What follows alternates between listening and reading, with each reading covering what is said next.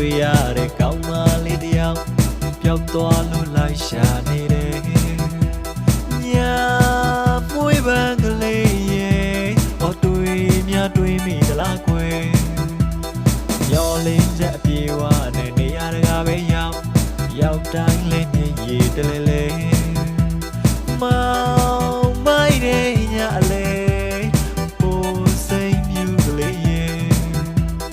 ဝိရှာသူမောလို့ဟိုရလိမ့်မယ်